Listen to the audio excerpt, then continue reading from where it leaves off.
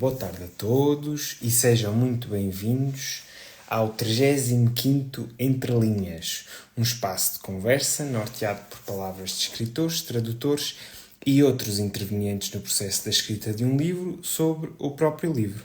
É entre linhas que as palavras surgem e nas entrelinhas descortinamos o seu significado. Esta 35ª live decorre no dia em que, em 1945, nascia Anne Frank e no qual, no ano seguinte, nascia Liza Minnelli. Dias após o Dia Internacional da Mulher, no dia em que se assinala a publicação dos Lusíadas e também naquele que é dedicado aos bibliotecários no país irmão, Brasil, vamos então falar de uma rainha das letras brasileiras, Clarice Lispector.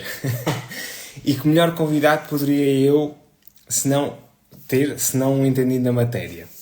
Fala então de Carlos Mendes de Sousa, professor de literatura brasileira na Universidade do Minho, autor de um livro de referência sobre Eugênio de Andrade, publicado em 1992, organizou com Eunice Ribeiro uma antologia de poesia experimental portuguesa, lançada em 2005. Publicou ensaios fundamentais sobre Cesário Verde, Jorge de Sousa Braga, Luís Miguel Nava ou Eduardo Lourenço, muitos deles publicados na revista Relâmpago, de que é um dos diretores.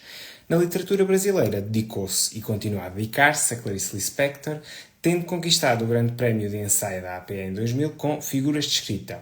Foi um dos convidados para Pós-Faciar, uma das novas edições das obras de Clarice Lispector, lançadas então pela Companhia das Letras. Eu tenho aqui uma das que me faltava aqui na minha estante, um sopro de vida. E portanto, sem mais delongas e devido a esta paixão em comum, e aproveitando esta reedição das obras, vou adicionar o Carlos à conversa para que ele nos deixe então encantar por Clarice. Olá. Olá. Boa noite. Boa noite, boa tarde. Sim, está escuro. Exato. Considerei noite.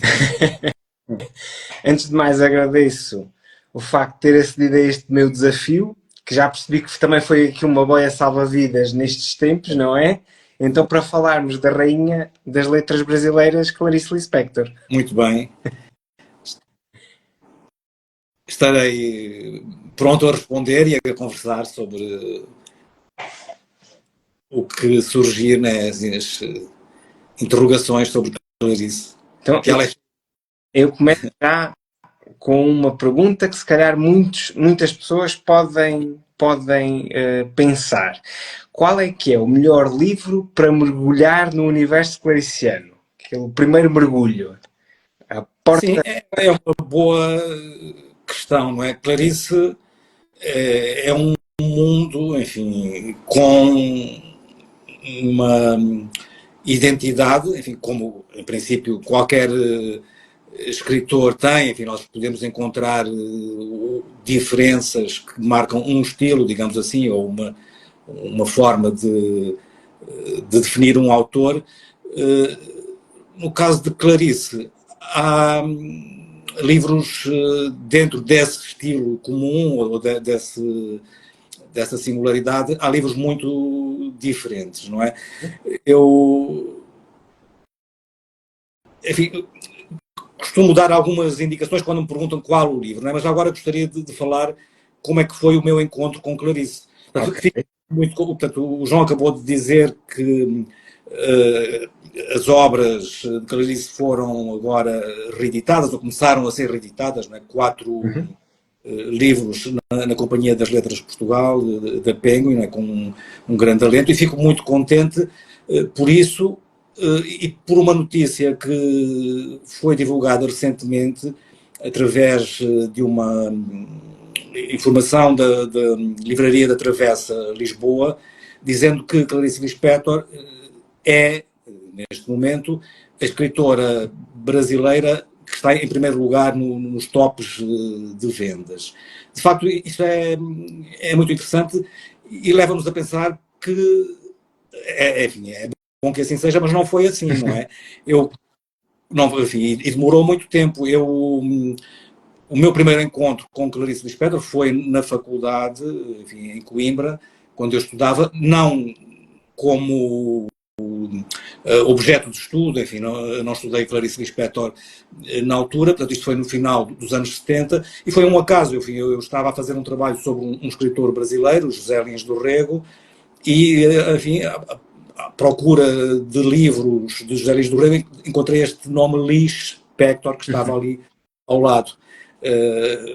Enfim, não conhecia, obviamente, e peguei num livro, enfim, requisitei, na altura, enfim, tínhamos que requisitar, não podíamos tirar os livros das estantes, elas estavam fechadas, mas o livro que ali estava e que me chamou a atenção era A Maçã no Escuro. Ok. A Maçã no Escuro, e foi o meu primeiro contato. Não sei se, eu acho que não recomendaria este livro para lugar, não é?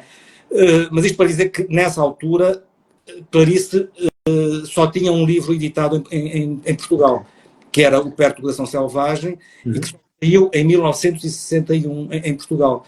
Um livro que foi publicado em 1943, sai em Portugal em 1961, numa editora, a Editora Livros do Brasil, e na coleção brasileira, digamos assim, dos livros do Brasil, que tinha uma grande difusão de autores brasileiros, o próprio José Lins do Rego, o Jorge Amado, enfim, Raquel de Queiroz, muitos autores, o Érico Veríssimo. Havia muitos brasileiros que eram divulgados em Portugal, mas Clarice só tinha este em 1960, que tinha sido editado em 1961, e só em 1989 é que a Relógio d'Água, portanto, a editora que teve Clarice até há pouco tempo, no seu catálogo, só em 1989 é que publica 2 livrinhos, Laços de Família e Onde Estivestes de Noite. Portanto, Laços de Família que aparece com um prefácio muito bonito, da Lídia Jorge, e Onde Estivestes de Noite. E é preciso esperar mais 10 anos para em 1999 sair Uma Aprendizagem, um Livro dos Prazeres. Portanto, de facto, este boom agora é muito interessante, não foi só em Portugal, não é? Claro que no Brasil, Clarice sempre foi uma escritora de culto, sobretudo, mas em vida dela, não é? Num certo círculo, digamos assim. Porque realmente, hoje em dia, que um escritor jovem passa a ter uma editora, isto não aconteceu com Clarice. Ela, até aos últimos dias, não tinha uma editora certa. E houve momentos com grandes dificuldades. Em concreto, esse livro de que falei, A Maçã no Escuro, foi o meu primeiro encontro, embate. O título chamou-me a atenção, é um livro estranho, diferente, e entramos aqui no mundo da estranheza que Clarice nos provoca, né? Enfim, um livro difícil, mas só para lembrar que este livro foi terminado em 1956, portanto, aparece aliás essa indicação no final do livro, Washington de 1956, e Clarice só consegue publicá-lo no Brasil em 1961. Houve muitas dificuldades na publicação do livro. Né? Bom, mas eu acho que não recomendaria para começo A Maçã no Escuro. Falei de Laços de Família, que foi o primeiro livro publicado em Portugal. Eventualmente, Laços de Família, enfim, estou a pensar num conto, depois poderei falar dele, o Conto do Amor, que é uma espécie de porta, ou pode ser uma porta de entrada na obra de Clarice, ou enfim, outra via de entrada podem ser as crónicas, por exemplo. Okay. Clarice publicou crónicas em vários momentos, mas há um período de maior continuidade, que é de 1967, enfim, a partir de 1967, maior continuidade no Jornal do Brasil. E depois da morte, as crónicas vão ser reunidas num volume, ou quase todas, enfim, faltam algumas, num volume intitulado A Descoberta do Mundo. Portanto, agora, recentemente, já há o volume de todas as crónicas, que reúne essas crónicas do Jornal do Brasil e outras. Eventualmente, mas enfim, as entradas podem ser outras, não é? Hora da Estrela, por exemplo, que é um livro, creio que é o livro mais lido de Clarice Lispector. Enfim, portanto, entre os contos, as crónicas e a Hora da Estrela. Da Estrela, eventualmente. Okay. Sim. Mas eu posso dizer subjetivo, não é? Isto é uma indicação muito didática, não é? Eu posso dizer que no meu caso, qual foi? Devo ter começado assim às cegas e comecei logo para mim comecei bem, mas se calhar não, poderá não ser o mais indicado para começar. Foi A Paixão Segundo GH. Sim, é o meu livro. Acho que é um livro, enfim, digo sempre isso, é um livro tão diferente e tão intenso e tão estranho ao mesmo tempo que, enfim, nos pode levar a esse mergulho sem saída quase, né? Mas, enfim, acho que posso dizer que é um dos livros da minha vida, né? Por muitas razões, de facto, porque... E é curioso, eu aproveito para partilhar, eu li-o porque tinha lido anteriormente A Paixão Segundo Constança H da Maria Teresa Horta. E depois, pronto, achei piada esta conexão e este diálogo que estes dois livros têm, e então foi a minha porta de entrada aqui no universo de Clarice. É sempre interessante, há sempre... E acho que sim, acho que também poderei fazer essa recomendação. Enfim, esta recomendação mais didática tem a ver com os momentos em que eu dou aulas sobre Clarice, né, de literatura brasileira. Né, porque eu dou literatura brasileira na licenciatura, na pós-graduação, nos mestrados e no doutoramento dou literatura portuguesa ou literatura comparada, mas nas licenciaturas acho que tenho que ser mais didático, enfim, e não assustar. Isso também não quer dizer nada, né? A própria Clarice, em relação a esse livro, ela diz numa entrevista, que é uma entrevista muito, muito conhecida, que a entrevista à TV Cultura, que foi concedida por ela no ano em que ela morreu, em 1977, e ela diz que é preciso entrar nos livros mais do que pela razão, pelo raciocínio, pelo entendimento, enfim, de uma outra forma, às vezes, e dá o exemplo de um professor, Dom Pedro II, que é um importante colégio, do Colégio Dom Pedro II, um importante colégio no Rio de Janeiro, enfim, que tem uma longa história, um professor de português que leu o livro e não entendeu nada, diz ela, né? E uma aluna universitária diz que o livro é o livro de cabeceira. E, portanto, enfim, a própria Clarice pode dar essa dica de entrada. Né? A marca de Clarice Lispector é o fluxo de consciência. A minha questão é, se ler Clarice não está ao alcance do comum dos leitores, e se há alguma preparação prévia que seja recomendada para entrar, então, na escrita de Clarice Lispector? Sim, bem, o fluxo de consciência é interessante porque o primeiro livro que ela publica, não é, Perto do Coração Selvagem, no final de 1943,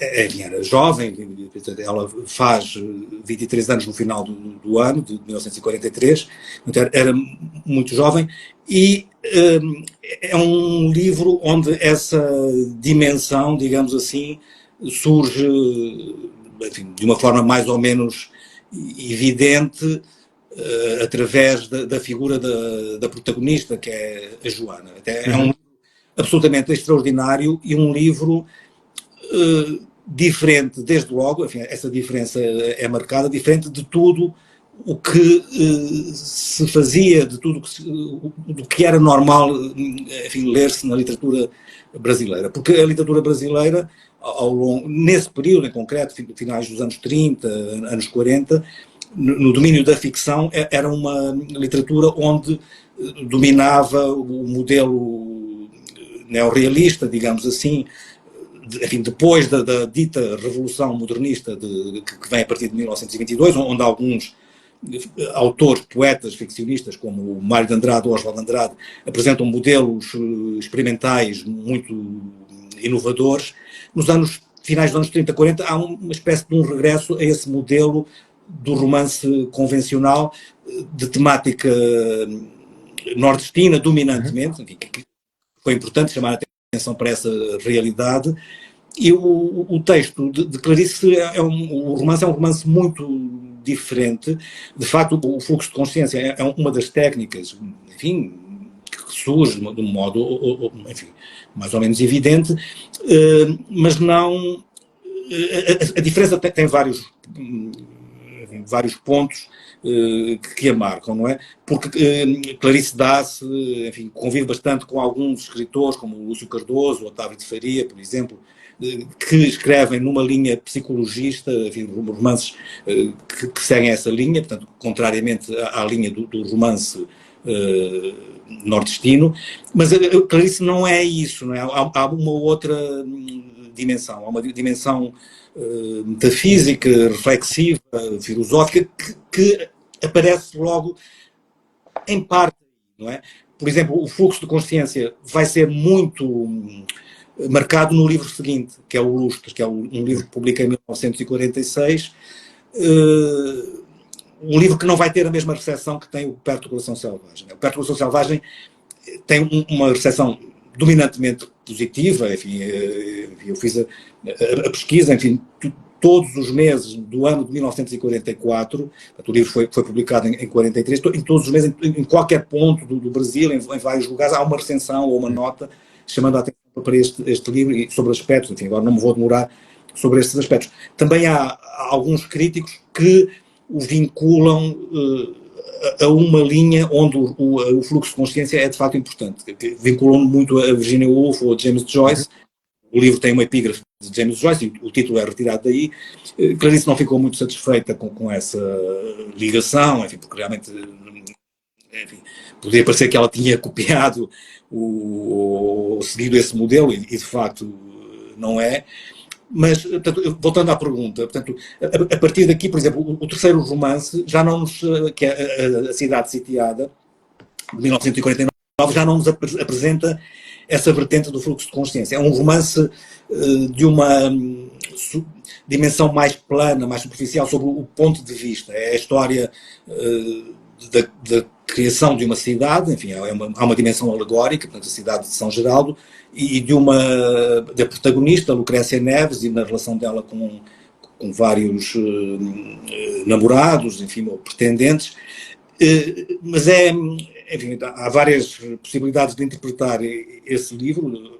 Uma delas, enfim, que eu entendo que pode também ter sido a forma de Clarice responder aos críticos, enfim, a dificuldade que eles tiveram na leitura do segundo livro, o Lustres, não é? Que é um livro realmente de um grande fluxo, enfim, onde a protagonista, a Virgínia, como se diz logo no início, ela seria fluida para toda a vida, e essa fluidez, com uma vertente também, a meu ver, proustiana, marca muito o livro, não é? Mas isto começa por falar dos 3 primeiros livros, e de facto, a partir daqui, depois há a Maçã no Escuro, e o que é interessante é que em tudo o que ela faz não podemos defini-la num esquema, não é?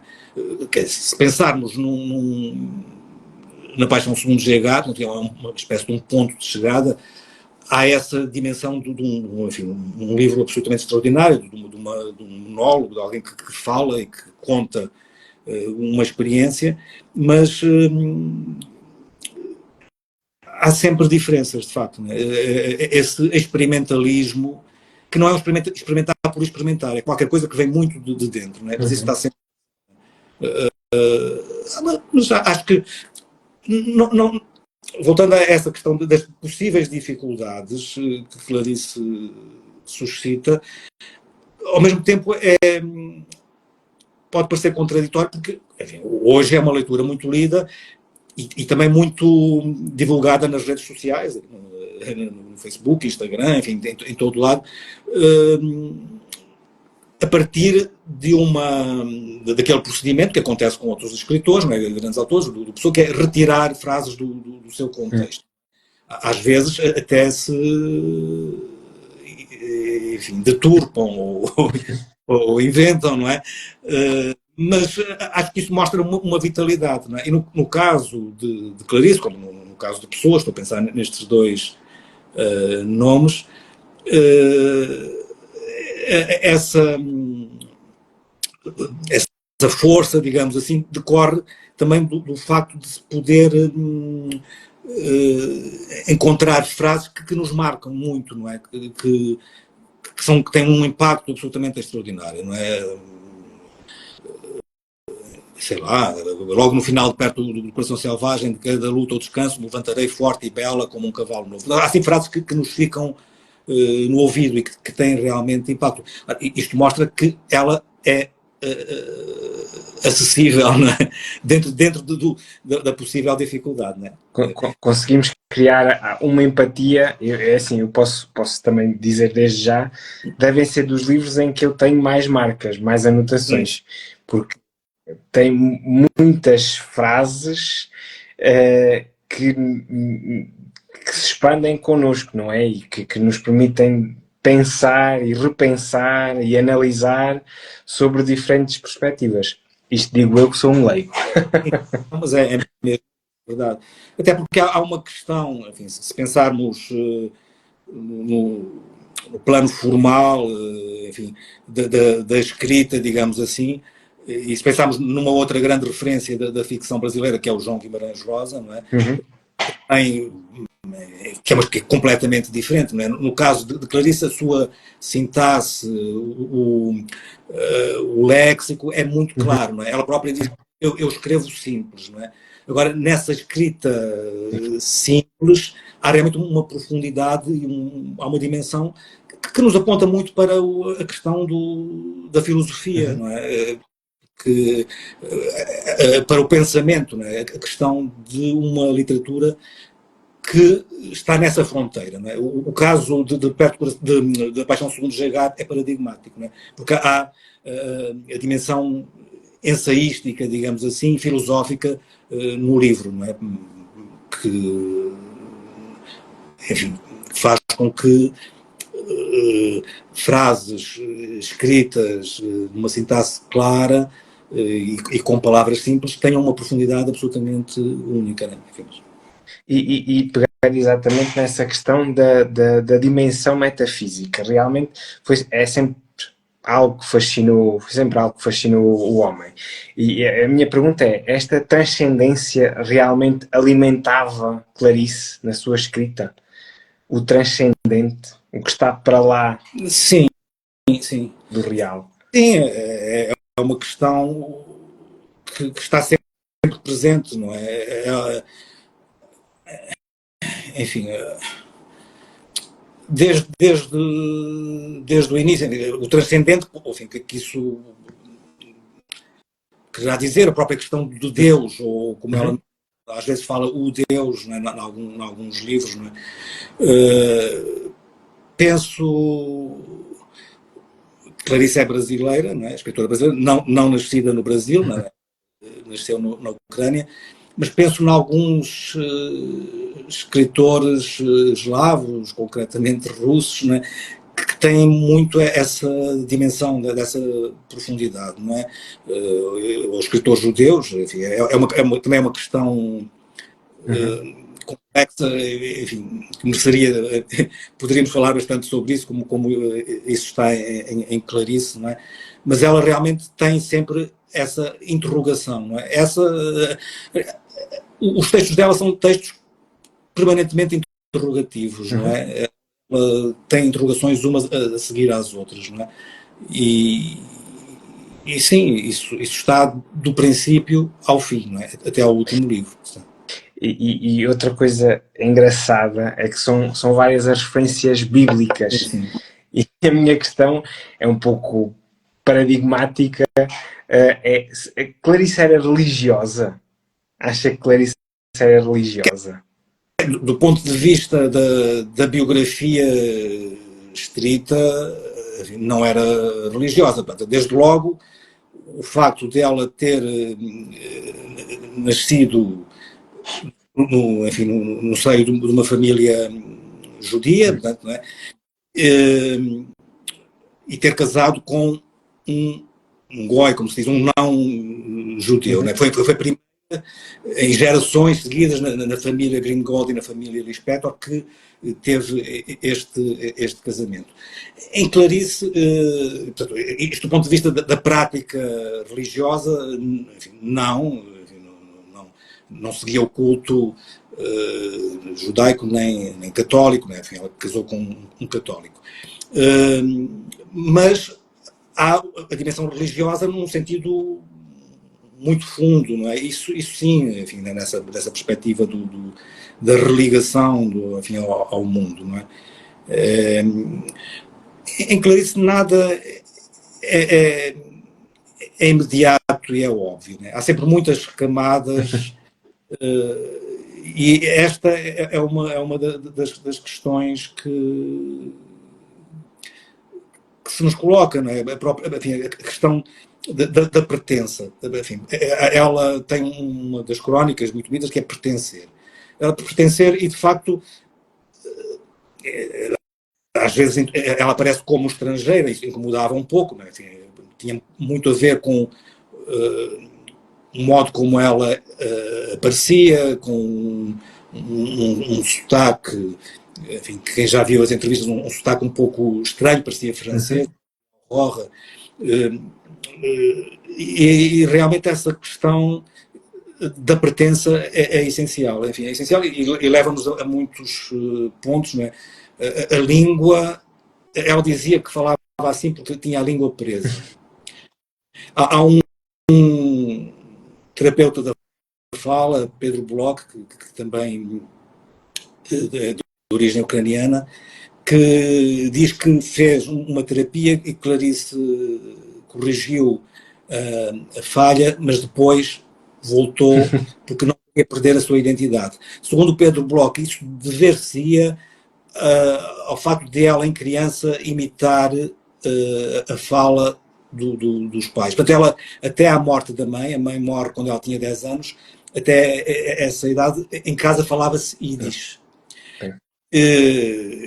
Enfim, e a questão da mãe, enfim, essa questão materna é uma questão muito funda. A mãe, ela viveu sempre com o espectro, com o fantasma de uma doença que a mãe tinha, a mãe estava paralítica, e é uma coisa terrível, né, que ela, aliás, diz num texto, eu fui concebida para a curar. Segundo uma superstição que existia, enfim, de que... Enfim, esta é uma hipótese que foi lançada, porque a mãe estava doente. Olga Borelli, enfim, que é uma amiga e biógrafa de Clarice, transmitiu a Claire Varin, a uma professora canadiana, que depois divulgou a Benjamin Moser a notícia de que a mãe teria contraído sífilis na sequência dos pogroms, enfim, de um ataque dos pogroms, quando estava em fuga, e havia esta crença de que alguém que tivesse contraído sífilis, se engravidasse de novo, ficaria curada. E Clarice carrega esse peso, é uma coisa terrível. Eu fui criada fui concebida de um modo muito bonito para salvar e falhei. E de facto, há aqui coisas dificílimas no universo, do ponto de vista biográfico, digamos assim, da vida de Clarice, que depois tem reflexos também na vida e na obra, não é? Essa é uma questão do pertencer. A questão, ela, enfim, agora talvez esteja a fugir um pouco, mas isto é importante, que tem a ver com a questão da língua, não é? Dessa língua da relação com a mãe, porque Clarice casou com um colega de curso, que depois entrou na diplomacia, Maurício Valente, e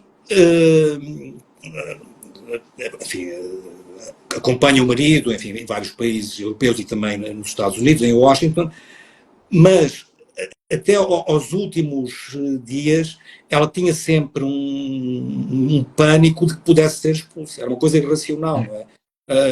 A primeira mulher de Vinícius de Moraes, Tati de Moraes, testemunha justamente isso, que ela vivia muitas vezes em pânico, que poderia ser expulsa. Não é?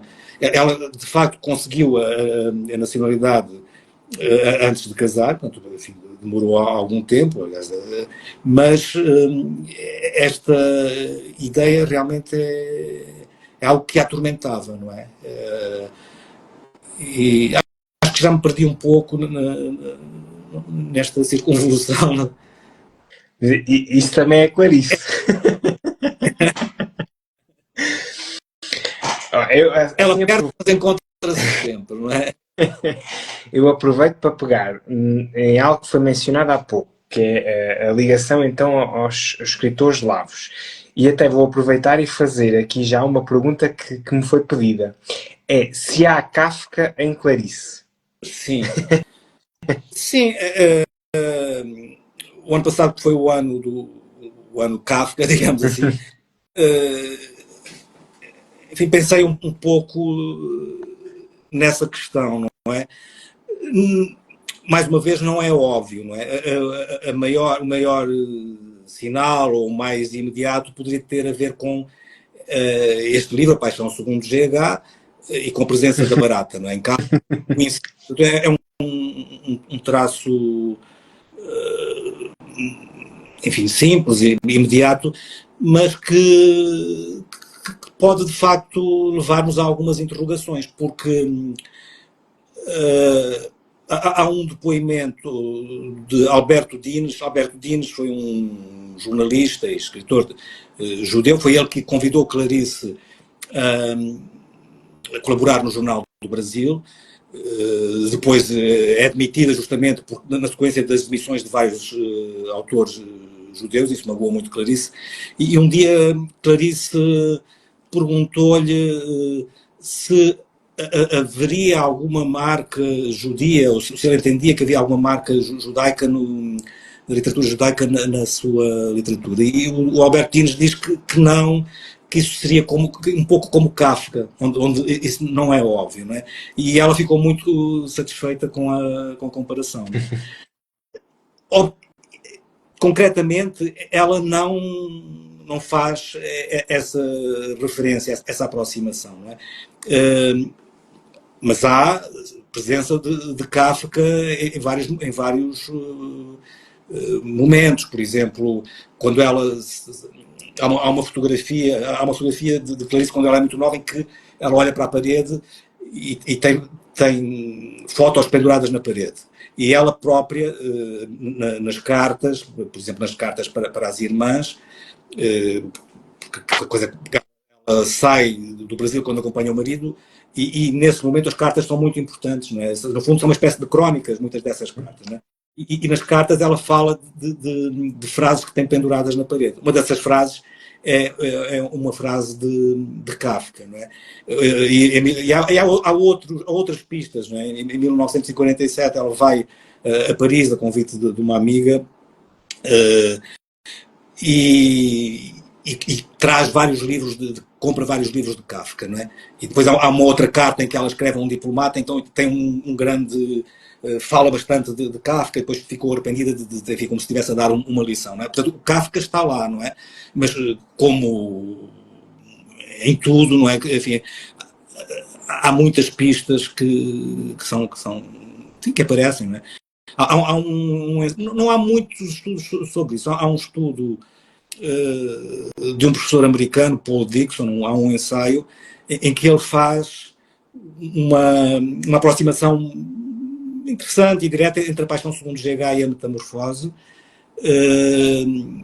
E ele, Paul Dixon, diz que quase toda a crítica, os leitores de Clarice ficaram muito presos a uma afirmação de Benedito Nunes, que é um grande crítico de Clarice, que tem uma formação filosófica e foi dos primeiros a falar, e este professor americano diz que enfim, a crítica afastou-se muito dessa aproximação a Kafka, porque o Benedito Nunes diz que em Clarice a barata é real, é efetiva, não é? De facto, não é? Enfim, eu tive essa experiência, vivi há algum tempo no Rio de Janeiro, e à noite, quando ia à cozinha, muitas vezes encontrava as baratas, não é? que aparecem num texto extraordinário de Clarice que se chama A Quinta História, né? que é da Legião Estrangeira. Né? As baratas que sobem durante a noite, e depois há uma mulher que com uma receita as vai engessar, enfim, é um texto extraordinário. Né? Mas isto é o que diz Nunes, as baratas são de facto reais, mas não necessariamente, porque há uma dimensão extraordinária, profundamente enfim, alegórica e metafísica nesta barata. Esta barata, no fundo, representa muitas outras coisas, não é? tão real, não é? E aqui outra questão, exatamente, presumo eu que seja uma característica, pelo menos, dos livros que eu já li. Os neologismos e os estrangeirismos vão florindo na escrita de Clarice. Ela realmente não se contentava com o que estava definido, ela queria sempre criar mais e mais para lá do que estava estipulado. Sim. Eu creio que mais na dimensão experimental, mas que não está tão presa aos neologismos, né? Porque quando pensamos em neologismos ou na criação de palavras diferentes, aí a grande referência é o Guimarães Rosa, não é? Aliás, eu creio que, digo sempre muitas vezes, depois de Guimarães Rosa era impossível no Brasil, na literatura brasileira, existirem epígonos de Guimarães Rosa, né? Porque aquilo é tão forte que soaria muito artificial, não é? E de facto isso acontece numa outra esfera da língua portuguesa, enfim, com autores como o Andino Vieira ou Mia Couto, nesse plano da mistura das línguas africanas com o português, ou, enfim, em Portugal, uma Maria Velho da Costa, que fazem esse exercício. Clarice, no plano estrito da criação do neologismo ou de palavras novas, não tem assim tanto, não é uma das marcas. Agora, a experimentação, do ponto de vista da criação de mundos, isso sim, ela está sempre. Os livros são sempre diferentes, de facto, não é? Em muitos planos. Há bocado, por exemplo, Laços de Família, o primeiro livro de contos, que sai em 1960, que é um livro extraordinário, não é? É sobre. São vários contos, não é? Mas há aqui uma linha, são os laços, não é? A partir da relação da família que une, mas que também oprime, não é? E, sobretudo, o papel da mulher, não é? Muitos destes textos foram escritos nos anos 50, não é? E a mulher, dependente enfim, de um pater familias, de um homem, e com os filhos, enfim, nesse universo. O livro seguinte de contos, A Legião Estrangeira, já é um livro completamente diferente. Não é? E se avançar, estou a pensar nos contos, mas isso, nos romances também, absolutamente. Mas se pensarmos nos contos, fala-se menos, não é? Vamos encontrar depois, nos anos 70, havia Crucis do Corpo, não é? Um livro que não foi muito bem recebido, de contos eróticos, ou Onde Estivestes de Noite, também completamente diferente. Então, há sempre diferente. Ela era um espírito inquieto e em permanente interrogação, com dúvidas, não é? Com muitas dúvidas também. E pegando até nessa inquietação, Clarice já lhe trouxe algum episódio caricato? A mim, não sei, é um bocado difícil. Caricato faz parte do meu universo, não é? Eu convivo com Clarice há tantos anos, mas não, acho que não, assim, não sei dizer. Então, uma pergunta que pode ser mais fácil. Há alguma obra de ou sobre Clarice que ainda falta publicar em Portugal? Não, a Clarice agora, bem, sobre, enfim, é um mundo, não é? Há muita coisa sobre Clarice, não é? Isso eventualmente faltará, né? Nem há espaço editorial para tanto, não é? De Clarice, creio que está quase tudo, né? Esteve, enfim, o plano de publicações na Relógio d'Água, enfim, foi bastante completo, não é? Agora na Companhia das Letras está anunciado o livro Para Não Esquecer, que não foi publicado individualmente, mas foi integrado num volume coletivo das crónicas, não é? Portanto, enfim, há outras. Enfim, eu pessoalmente, por exemplo, estou a trabalhar no projeto de uma reedição ou de uma nova edição de Um Sopro de Vida, porque é um livro problemático, não é? Muita gente diz que este livro não é de Clarice, não é? Esse livro não existe, não é? Enfim, estou a trabalhar, não sei quando é que eu poderei ter pronto. Enfim, isso levanta muitas questões, porque eu digo sempre isto: quem vai a uma livraria e compra este livro, que agora está disponível também, Um Sopro de Vida, não sabe nada sobre o processo de escrita deste livro. Nem precisa de saber, porque pronto, um escritor publica o livro e o livro está ali. Só que este livro necessita de uma explicação, porque quando é um livro póstumo, foi publicado póstumo. E as primeiras edições, na editora Nova Fronteira, que foi a editora que o lançou, apresentavam uma nota escrita por Olga Borelli, portanto, que dizia que tinha sido ela a organizar o livro. Portanto, Olga Borelli conviveu com Clarice nos últimos 7, 8 anos de vida de Clarice, portanto, esteve muito próxima de Clarice.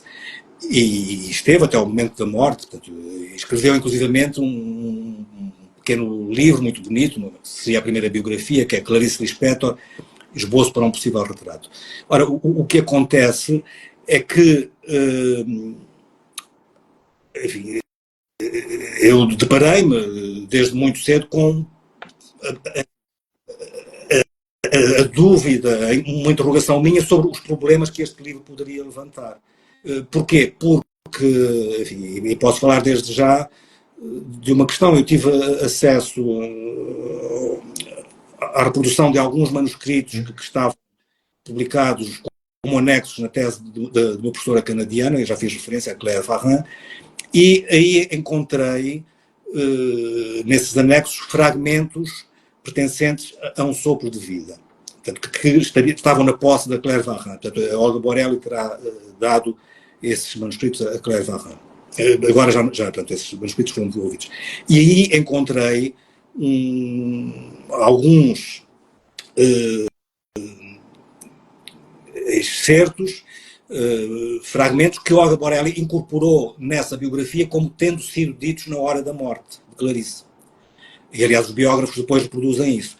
Que sempre me causou um grande espanto, porque Olga Borelli esteve, de facto, nesse momento, de quando Clarice morre, portanto, estava Olga Borelli e Nélida Pinhon, e creio que simbolicamente aquilo faz sentido. Portanto, são textos muito longos, mas agora fazia-me uma impressão como é que alguém está a morrer e tem esta elaboração extraordinária. Não é? Há uma dimensão simbólica, um dos textos diz um objeto querido por Deus que me faz nascer flores no peito. Não é? Ora, por exemplo, este excerto, esse manuscrito é um datiloscrito, é um texto escrito à máquina, com uma personagem que fala, e Olga Borelli corta a personagem, e depois vai retirar fragmentos de outros lados, de outros sítios muito diferentes. Bom, isto levou-me a uma interrogação, e foi, depois disso, em conversas com o filho da Clarice, fiquei com esta incumbência de fazer uma nova edição de Um Sopro de Vida. E o que acontece é que Olga Borelli, que presenciou um pouco o modo de composição do textual de Clarice Lispector, noutros livros, tinha uma ideia e vai organizar o livro de uma certa forma. Ora, mas há muitos problemas, porque há textos. Clarice escreveu este livro, Um Sopro de Vida, ao mesmo tempo que ia escrevendo A Hora da Estrela, de 74 até 77. Portanto, ela morre em 77, em 1977 é publicada A Hora da Estrela, mas Um Sopro de Vida ficou incompleto. Portanto, isto é, ficaram os manuscritos, mas não houve a montagem que foi feita por Olga Borelli. Olga Borelli vai criar uma ideia de livro, por exemplo, há uma página, Clarice fazia muito isto, porque há aqui uma aproximação entre A Hora da Estrela e Um Sopro de Vida. A Hora da Estrela, a estrutura do livro é um escritor, que é o narrador, que é o Rodrigo S.M., que está a construir um livro e a criar uma personagem que se chama Macabeia, que é uma nordestina. Isto é o regresso de Clarice, que passou a sua infância no Nordeste, portanto, é esta memória. E em A Hora da Estrela é também Um Sopro de Vida, a estrutura é similar, portanto, é um autor e uma personagem que também cria, e há aqui muitas interpenetrações, digamos assim, entre um e outro. Nessas folhas, Clarice punha muitas vezes autor, Ângela, havia outras personagens que foram descartadas por Olga Borelli, mas esta a ideia, e creio que a própria Clarice também descartou essa ideia das outras personagens, não é?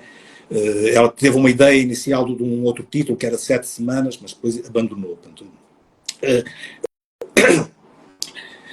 Mas depois deparei-me que Olga Borelli, por exemplo, às vezes atribui a Ângela falas que no texto estão claramente indicadas para o autor.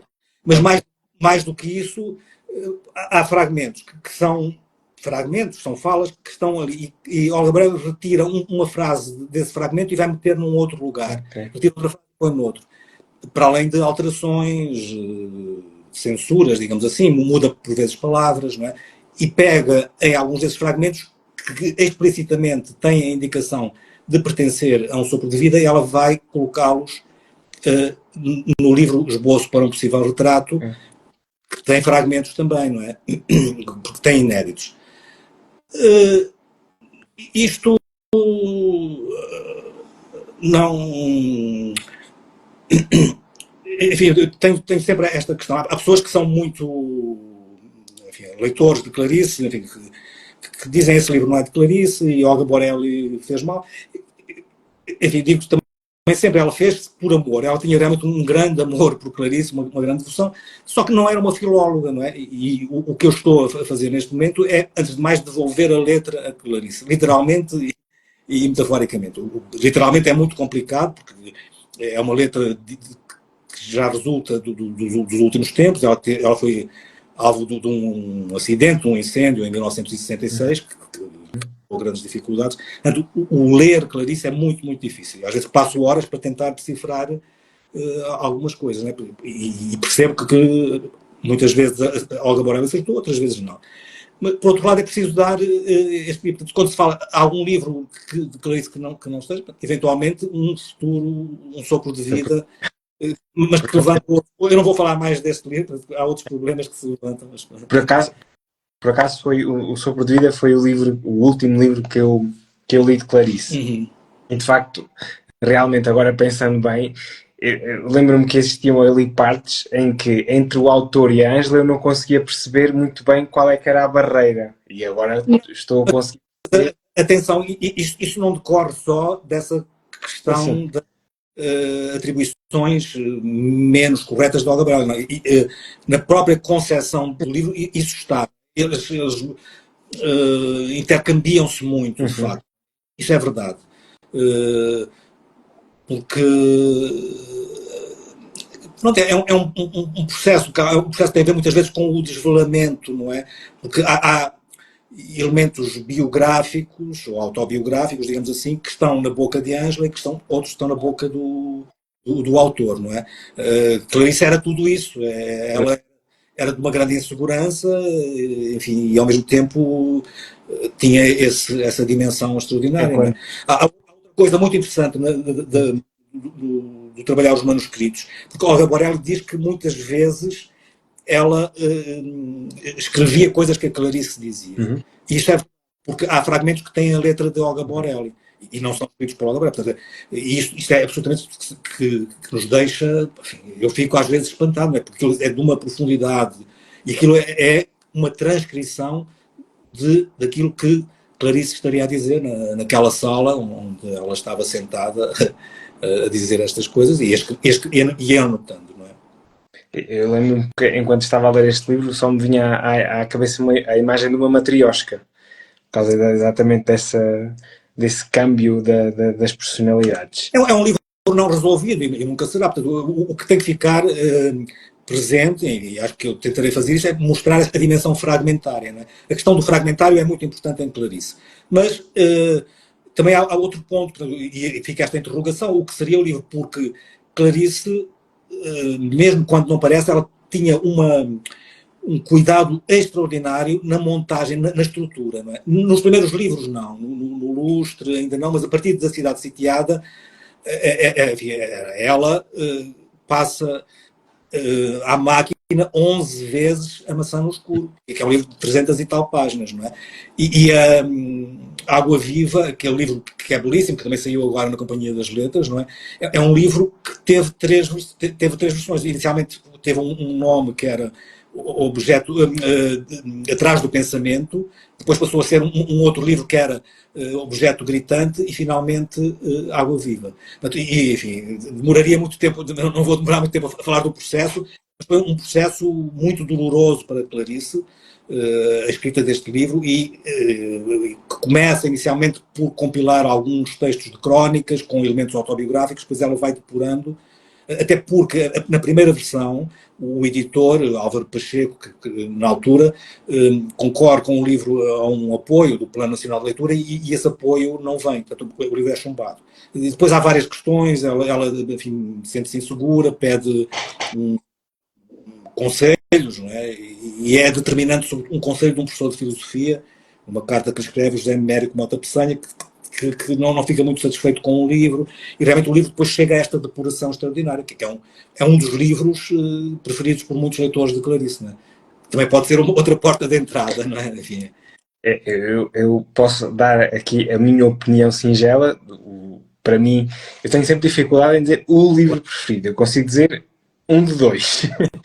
É Paixão segundo GH e Água Viva. Sim. São livros assim que exigem um bocadinho de nós. Que tem essa dimensão, porque em Água Viva há muitas reflexões sobre aquilo que chamam o instante já, o it. Essa questão do instante é muito importante, não é? Captar o instante.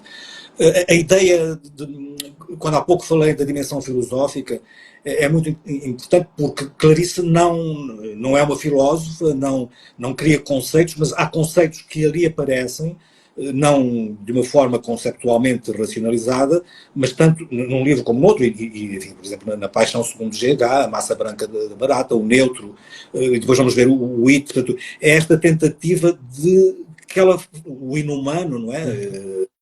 É paixão, que é essencial, não é? Portanto, é a questão de perceber o que é que está dentro do ser, não é? Essa dimensão inumana. Esta ideia da escavação, de ir ao fundo do fundo das coisas, não é? Eu digo sempre, não é na linha do moi profond de Bergson, nessa linha psicologista, é numa outra linha, de encontrar qualquer coisa que tentamos perceber e que nem sempre é fácil, não é? E agora uma última pergunta aqui desta primeira parte, e referindo então novamente àquela notícia da Livraria Travessa. A literatura brasileira está de boa saúde? Creio que sim, não é? Enfim, felizmente, acho que nós temos, enfim, aqui uma boa amostra do que se vai escrevendo no Brasil, não é? E no Brasil também vai chegando a alguma coisa do que se faz cá, mas também nem sempre foi assim, não é? Eu acho que às vezes fico surpreendido como poetas tão importantes, enfim, falo de poetas, enfim, também ficcionistas, mas sobretudo poetas tão importantes, portugueses no século XX, como tiveram tanta dificuldade em chegar ao Brasil. Não é? Hoje em dia, por razões de marketing, que tem a ver com as editoras, há autores que circulam muito, não é? Mas aqui entre nós, portanto, acho que sempre houve uma grande atenção à literatura brasileira, não é? Houve autores que marcaram muito, portanto, esses ficcionistas, por exemplo, do romance nordestino, chamado romance nordestino, os poetas, não é? Desde o Manuel Bandeira, que tem o Drummond, o João Cabral, em vários momentos têm grande impacto na literatura portuguesa. E há pouco falei da coleção brasileira da editora Livros do Brasil, não é? E hoje em dia continuamos a ter, felizmente, uma boa recepção de livros brasileiros. Sim, acho que sim. Ok, sim, senhor. Então, agora vamos para a segunda parte. São aqui um conjunto de questões mais pessoais. A primeira, como começou a paixão pelos livros? A minha? Sim. Muito cedo, não é? Eu acho que é normal, como era criança e tive a sorte por um lado, enfim, acho que é tão difícil de dizer, mas pronto, sempre tive contato com livros, não é? E de uma forma, ainda há tempo estava a pensar em qualquer coisa engraçada.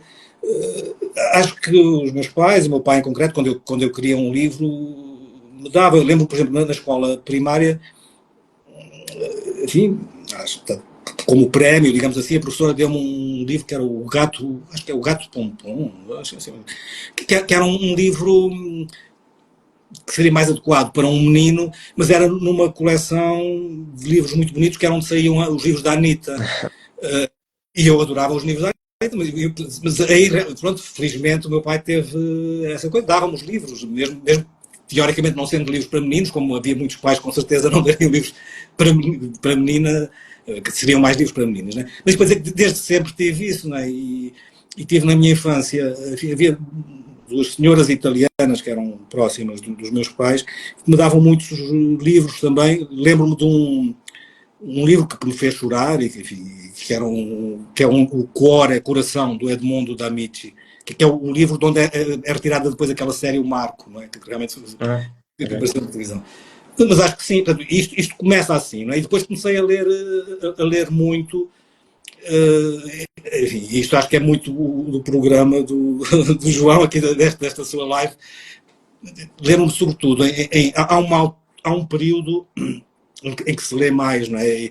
E aqui penso na Clarice, porque no seu percurso, ela diz que quando começa a ler, lê tudo, mistura livros para mocinhas com Dostoiévski, com tudo e mais alguma coisa, não é?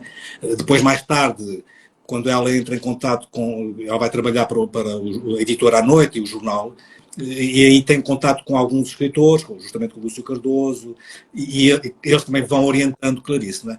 Eu estou a pensar num momento para mim que foi muito importante, antes de entrar na universidade, em que eu tinha uma voracidade, então ia à biblioteca, em Coimbra. As bibliotecas não eram o que são hoje. E isso é interessante, porque hoje nós vamos a uma biblioteca e é fantástico, podemos pegar nos livros, tirar. Na altura, não. Eu lembro a biblioteca municipal em Coimbra permitia requisitar livros, e isso era fantástico. Eu estava sempre a requisitar livros, mas eu não tinha acesso aos livros. Portanto, era uma coisa. Ia a um balcão, tinha os ficheiros, às vezes via referências ou nas revistas do Círculo de Leitores ou aqui ou ali, mas depois era muito o que aparecia, por muita curiosidade. E sempre, isso era fascinante. Portanto, enfim, chegava, não sei quantos livros é que podia levar, 3 ou 4 de cada vez. Bom, às vezes ficava com eles, outras vezes devolvia, mas havia sempre este impulso de conhecer, não é? Às vezes um pouco às cegas.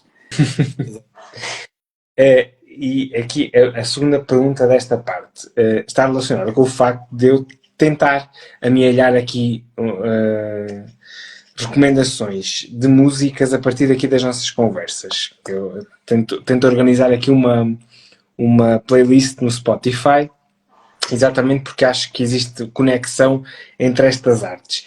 E então a minha pergunta, tentando relacionar aqui com a nossa conversa, é se há alguma música ou músicas que associa a Clarice ou que terá ouvido enquanto, por exemplo, estava a trabalhar ou, por exemplo, fez o prefácio da edição daqui da Companhia das Letras, se há alguma música ou músicas que consiga associar ou não. Sim, isso é interessante porque eu escrevi, por exemplo, um livro que é Clarice Lispector Pinturas, não é? A ligação da Clarice à pintura. Enfim, gostaria de desenvolver a questão da música, por exemplo, não é? Porque escrevi inclusivamente um ensaio, mas está em inglês, foi publicado em Oxford, sobre a música em Clarice Lispector, que aparece muito explicitadamente desde a Hora da Estrela, não é? Logo na introdução, e muito também em Um Sopro de Vida. Há muitas referências musicais. A questão da música, enfim, em Clarice ou nos escritores, leva-nos a uma categoria essencial, que é a questão do ritmo, não é? Que em geral é tratada quando se fala de poesia, e na prosa não se fala muito. O ritmo é tão importante na prosa como na poesia, não é? E agora, não sei, quer dizer, eu tenho as minhas. Poderia falar dessas referências musicais ou daquilo que eu vi. Pode ser. Posso falar de músicas que me. É sempre difícil, não é? Enfim, acho que. Não sei, sempre ouço muita música, né? Já ouvi mais música a trabalhar do que agora, né? Porque às vezes a música pode perturbar um pouco. Mas, quer dizer, algumas das minhas músicas, quantas é que quer? É difícil. Não existe um número mínimo nem um número máximo. Não sei, música clássica, eu sempre ouvi muito a Antena 2, num tempo em que não havia internet e não havia Spotify. Lembro-me houve um período em que eu vivi na ilha de Faro, na praia de Faro, numa casinha de madeira. Isso lembro-me muito, não tinha televisão. Apanhava o autocarro, o último autocarro era às 7h30 da noite e eu ouvia muita música. E música tinha. E na altura a Antena 2, nesse tempo, nos jornais, publicavam a programação de toda a semana das peças que iam passando. Eu tinha, muitas vezes ainda encontrei recortes que eu fazia, não é? Mas, sei lá, o Mozart, por exemplo, a Missa em Si menor, Dom Giovanni, do Mozart também. Há um que, enfim, estará sempre na minha ou em muitas vezes, que é o Bach, né? A Paixão segundo São Mateus, ou a Cantata BWV 213, por exemplo, ou o instrumental, as variações Goldberg, portanto, que são muito conhecidas, né? A Canção da Terra de Mahler, do Richard Strauss, as 4 últimas canções, que são pérolas, né? Há muitas interpretações, e as interpretações também são importantes, da Jessie Norman ou da Elisabeth Schwarzkopf. Mas sem ser música, eu agora estou a pensar na Elisabeth Schwarzkopf porque, enfim, tenho amigos melómanos que chamam a atenção para o modo como ela diz as palavras, não é? Estou a pensar e agora mudando completamente, há tempos fui à casa da Amália Rodrigues falar sobre um dos poetas da Amália, foi o Pedro Homem de Melo. E a Amália Rodrigues, enfim, sobretudo a colaboração dela com Alain Ullmann, não é? E os poetas é absolutamente extraordinária, mas ela própria tem enfim, uma coisa extraordinária no modo como, mesmo antes do Alain Ullmann, não é? Ela descobre os poetas e os diz, não é? Aquilo que Elisabeth Schwarzkopf, enfim, dirá em que cada sílaba, enfim, cada som reproduz realmente através da música, através da sua voz, o que está ali. A Amália também tem isso, não é? Eu penso sempre, ela nos anos 50 vai pegar num poema do Pedro Homem de Melo, um poema chamado Naufrágio, e vai mexer nele, adaptá-lo e vai cantá-lo que é o poema Fria Claridade. Mas, e penso sobretudo naquele fado muito conhecido, fado, canção, que é Povo que Lavas no Rio, mais uma vez do Pedro Homem de Melo. É uma coisa absolutamente extraordinária, porque aqui não é a colaboração de um músico, não é o Alain Ullmann, era um fado que já existia, o Fado Vitória, que era cantado por outros fadistas. O Fernando Maurício tem essa mesma música com um fado que se chama Igreja de Santo Estevão, e outros, o José Porfírio também cantava. Amália vai pegar no poema de Pedro Homem de Melo e vai fazer uma coisa absolutamente extraordinária. Por um lado, o poema é muito longo e ela vai cortá-lo, não é? Um grande poeta português, António Franco Alexandre, diz que o poema ficou absolutamente... A essência do poema está naquelas estrofes que a Amália diz, não é? O Mário Cesarini diz que este poema devia estar na estratosfera a dizer o que é o português. E enfim, eu conheço muitas versões, ela cantou muito isto, né? O caso do Pedro Homem de Melo é interessante porque o próprio Alain Ullmann vai musicar alguns poemas, e, enfim, aparece desde o início até aos últimos momentos, o modo como ela canta é sempre diferente, né? Com as influências, enfim, quase do flamenco, né? Enfim, é absolutamente extraordinário. Okay. Mas há outros. Já agora, sobre o Brasil, não é? O Caetano Veloso, não é? É tão difícil escolher, não é? Pode ser Língua ou o Chico Buarque, enfim, é muita coisa para dizer. Sim, senhor. Já temos aqui uma grande lista de recomendações. É difícil. Para um professor de literatura e ensaísta, um filólogo, como é que é encarar um papel em branco? Já não tenho muito essa experiência do papel. Hoje em dia quase foi-me. Eu venho desse processo, né, de transição. Claro que é metafórico. O papel em branco é o computador, enfim, é a página em branco. Não é? A tela em branco.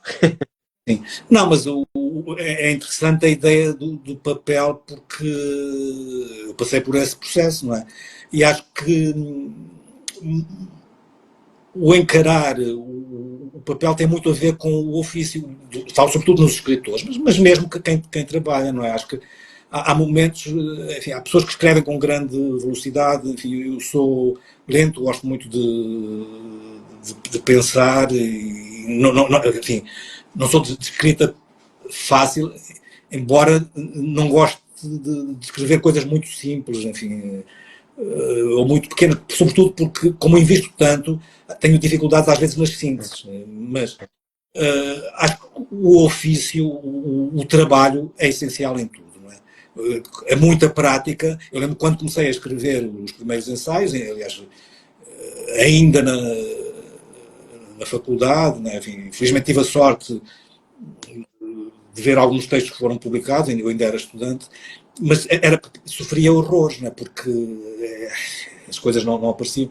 E acho que o tempo nos pode ajudar, ou não, enfim, há momentos mais difíceis, né? Mas, não sei. Como encarar, enfim. A próxima pergunta também pode não ser muito fácil. Esta tem um número indicativo. É meramente indicativo. 3 recomendações literárias. 3? Podem ser mais. Não, isso é que é mesmo difícil, não consigo, enfim, mas posso. Já tenho respondido, enfim, às vezes fazem essa pergunta, 5 livros, ou 5 poemas, ou 10 poemas, não é? Eu digo sempre, o que é um dia, no dia seguinte já não será, não é? Exato. Ou o que é num mês, ou no mês. Claro que há referências que mantêm, não é? Não sei, eu tenho trabalhado muito sobre poesia portuguesa, não é? Assim, acho que se calhar, enfim, tenho escrito tanto sobre poesia portuguesa como sobre literatura brasileira. Não é? Também não quer dizer que os autores sobre os quais tenho escrito sejam aqueles que recomendaria de imediato. Não é? Mas podemos começar a pensar na poesia. Pronto, enfim, são lugares comuns, mas, por exemplo, Camões estaria sempre, não é? Okay. Sei lá, Cesário Verde, eu acho um poeta absolutamente extraordinário, o livro de Cesário Verde, a Clepsidra, bem, uma pessoa, enfim, os tantos. A Sofia, sobre quem tenho escrito bastante, não é? Outra sobre quem tenho escrito, a Fiamma Acepais Brandão, que eu acho que é uma autora que precisa ainda de ser descoberta. Não é? O António Franco Alexandre, que falei há pouco. Sei lá, o estrangeiro, o Rilke, o Hölderlin, o Oden, Drummond. Eu estou a falar de poetas, não é? João Cabral de Mel Neto, por exemplo, um autor que tenho trabalhado bastante. Na ficção falo sempre, ainda há bocadinho falei do João Guimarães Rosa, é outro dos meus grandes, enfim, acho que não. Às vezes há sempre esta questão dos clubes, não é? Essa de Queiroz ou Camilo, não é? E no Brasil, apenas ouvia muitas vezes, ou Clarice ou Guimarães Rosa, acho que, enfim, eu sou dos dois clubes. Se calhar sou mais, em relação a Camilo, sou mais essa, mas enfim, acho isso uma estupidez. Mas ainda relativamente a João Guimarães Rosa, falamos especificamente do Grande Sertão Veredas? Sim, acho que se tivesse que escolher um livro era esse. Okay. mas outros, as primeiras histórias, os textos do Corpo de Baile, por exemplo, saiu agora na Tinta da China, um dos textos que aparece no Corpo de Baile, que é o Miguelin, é absolutamente extraordinário, sobre uma criança, né, o mundo da criança. Né. Depois há aqueles livros enfim, que se pode. A Ilíada, o Tolstói, por exemplo, o Tolstói, dos livros assim, desse tempo em que tinha mesmo muito tempo para ler, enfim, guardo uma sensação de prazer, de ler a Guerra e Paz, não é? Ou Dostoiévski, que é, enfim, pensando mais em Clarice e nesses lados, o Crime e Castigo, os Irmãos Karamazov, ou os franceses. É interessante, eu acho que tem a ver um pouco com uma questão geracional, porque quando no meu tempo, quando entrávamos na escola, o francês era a língua, não é? E eu fui muito marcado pelos franceses, não é? E realmente li o Proust, e o Senard, Marguerite Duras, Genet, não é? Ou até mesmo os ensaístas, às vezes fala-se, e se calhar aqui a pergunta é para poetas ou ficcionistas, mas houve. É sobre tudo.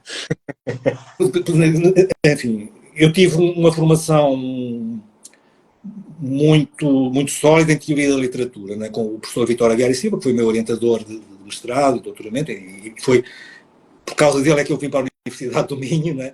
Na altura concorri, enfim, também à Faculdade de Letras de Lisboa e fiquei também nesse lugar, mas vim mesmo porque enfim, tinha uma grande admiração, enfim, morreu há pouco tempo, mas era o grande professor de teoria da literatura e enfim, essa formação foi muito importante. Mas, independentemente da formação em teoria da literatura, enfim, que é muito. Passa por muitas áreas, eu acho que sempre tive uma predileção pelos ensaístas, pensadores franceses, o Roland Barthes, enfim, foi um autor que me marcou muitíssimo. Quando eu estava na faculdade, ele tinha começado a ser muito mais divulgado, né? É um escritor, eu digo escritor, porque realmente há uma dimensão de escrita também, não é?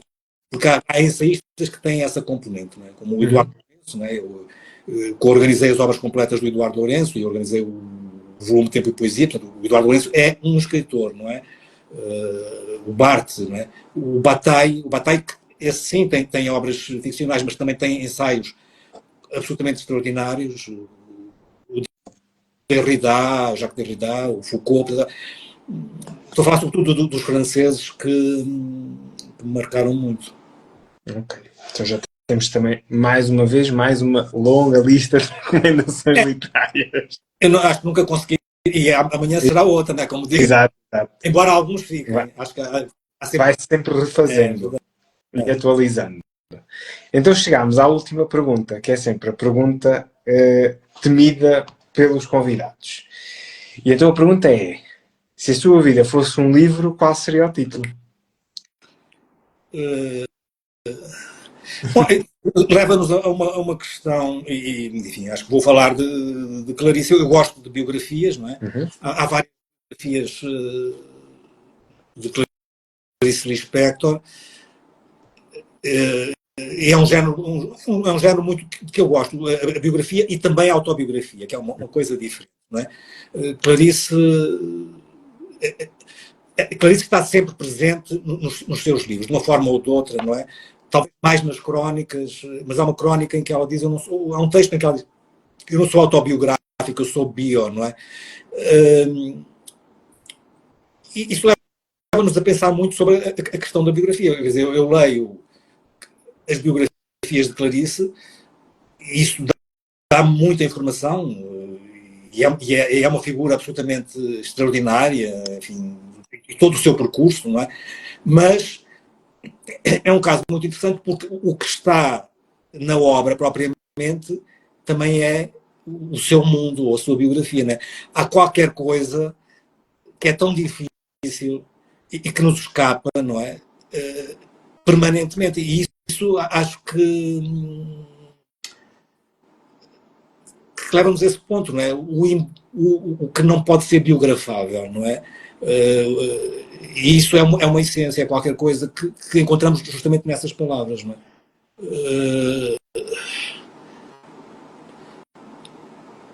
Não sei, a Sofia tem um poema, biografia, em que diz: eu não tenho bilhete de identidade, enfim, e fala de uma atenção virada para fora, não é? A atenção pode ser virada para fora, onde se projeta o eu, mas também pode ser virada para dentro, enfim, em algum estado. Estou a tentar escapar, porque não mas se calhar, agora estou a pensar noutra coisa, que é um livro justamente de literatura autobiográfica, do diário, que é os 2 volumes do diário de Eduardo Prado Coelho, que se intitulam Tudo o que não escrevi. O título é interessante. Acho que um título interessante poderia ser Tudo o que não sei, não é? Okay. Tudo que, acho que não saber, enfim, o que é que nós somos, não é? Do dia a dia, enfim, há coisas exteriores que os outros podem ver e nós também podemos ver, e temos um foco, mas tudo o que isso, não sei.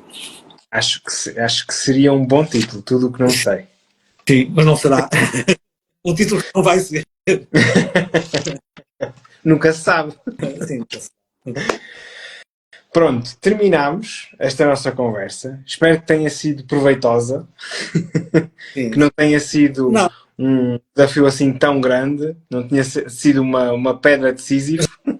Agora, só uma pergunta, João. Os livros, portanto, esses 3 livros e o resto aquela lista foi toda. Continua a ser uma companhia, não? Continua. Eu já li. Portanto, eu li A Paixão Segundo GH, A Água Viva, A Hora da Estrela e já li alguns contos e algumas crónicas assim de forma esparsa e li agora O Sopro de Vida. Está bem. Sim. Está quase tudo. Claro, não, ainda falta. Está bem. Pronto. Agora, com as novas edições da... Exatamente. Vou colmatar aqui alguns que faltam, sendo que eu ainda tenho aqui Uma Aprendizagem Livre dos Prazeres, A Cidade Sitiada. Não, eu também já li o Perto do Coração Selvagem. Já o li. Muito bem. Portanto, ainda há muito caminho aqui por trilhar. Muito bem. Pronto, agradeço mais uma vez. Agradeço esta conversa. E até uma próxima. Tá. Obrigado. Tá. Deusinho, obrigado.